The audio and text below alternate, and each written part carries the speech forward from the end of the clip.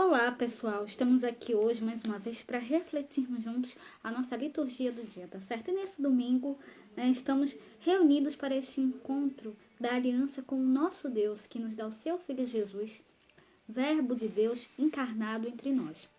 Iniciando esse mês de setembro, unimos-nos à Igreja do Brasil, que vive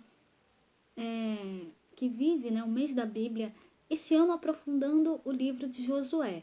Então, Deus caminha com o seu povo e se coloca junto a nós em todos os momentos. Então, em profunda atenção à palavra e ao mistério do Senhor, que nós possamos celebrar com muita fé.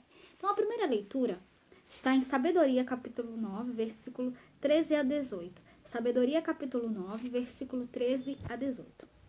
Qual é o homem que pode conhecer os desígnios de Deus? Ou quem pode imaginar o desígnio do Senhor? Na verdade, os pensamentos dos mortais são tímidos e nossas reflexões incertas, porque o corpo corruptível torna pesada a alma e tenda de argila oprime a mente que pensa. Mal podemos conhecer o que há na terra e com muito custo compreendemos o que está ao alcance de nossas mãos. Quem, portanto, investigará o que há nos céus? Acaso alguém teria conhecido o teu desígnio sem que lhe desses a sabedoria do alto e do alto lhes enviasses teu Santo Espírito? Só assim se tornaram retos os caminhos dos que estão na terra, e os homens aprenderam o que te agrada pela sabedoria, e pela sabedoria foram salvos. Então, a liturgia, o texto da liturgia, integra a oração de Salomão para obter de Deus a sabedoria de que necessitava. Como ele, também nós precisamos suplicar a sabedoria que vem do alto, para vivermos segundo os desígnios do Senhor.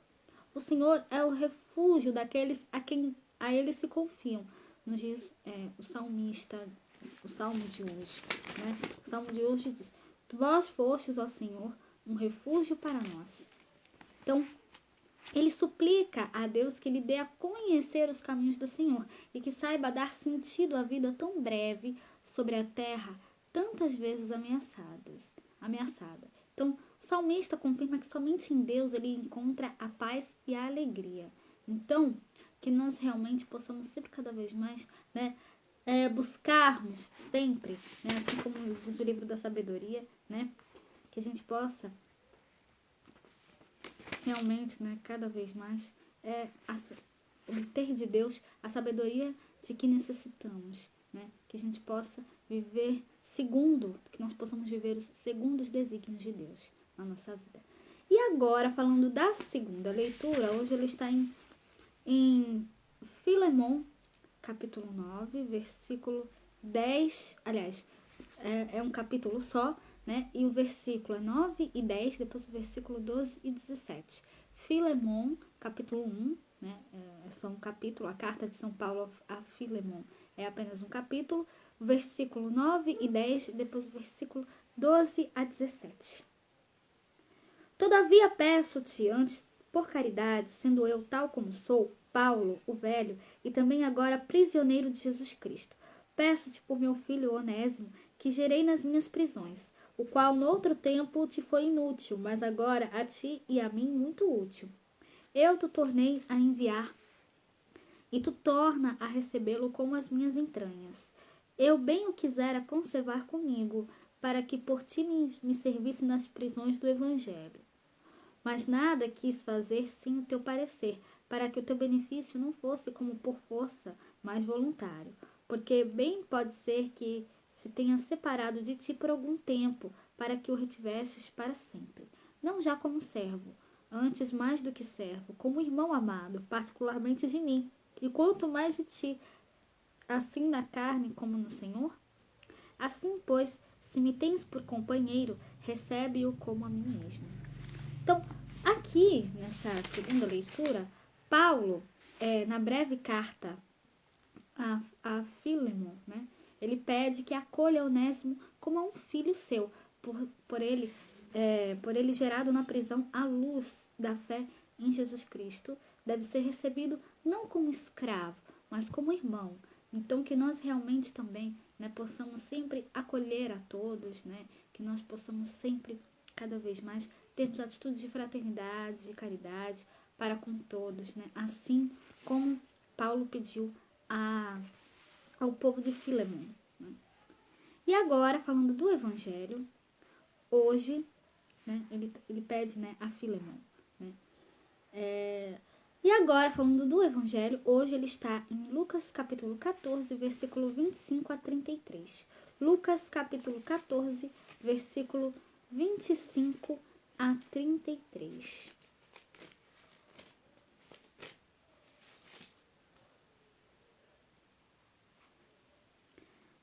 Naquele tempo, grandes multidões acompanhavam Jesus. E voltando-se, disse-lhe: Se alguém vier a mim e não aborrecer a seu pai, e mãe, e mulher, e filhos, e irmãos, e irmãs, e ainda também a sua própria vida, não pode ser meu discípulo. E qualquer que não levar a sua cruz e não vier após mim, não pode ser meu discípulo. Pois qual de vós, querendo edificar uma torre, não se assenta primeiro a fazer as contas dos gastos, para ver se tem com que a acabar? Para que não aconteça que depois de haver posto os alicerces e não a podendo acabar, todos os que a vierem comecem a escarnecer dele, dizendo: Este homem começou a edificar e não pôde acabar. Ou qual rei que indo à guerra a pelejar contra outro rei não se assenta primeiro a tomar conselho sobre se com 10.000 pode sair ao encontro do que vem contra ele com 20.000? Doutra maneira, estando o outro ainda longe, manda embaixadores e pede condições de paz. Assim, pois, qualquer de vós que não renunciar a tudo quanto tem, não pode ser meu discípulo. Então, no Evangelho, né, o Evangelho de São Lucas diz, né, que grandes multidões acompanhavam Jesus. Ao voltar-se para os seus acompanhantes, Jesus lhes expõe as exigências para segui-lo. É preciso renunciar a si mesmo, aos seus afetos familiares e carregar a cada dia a própria cruz.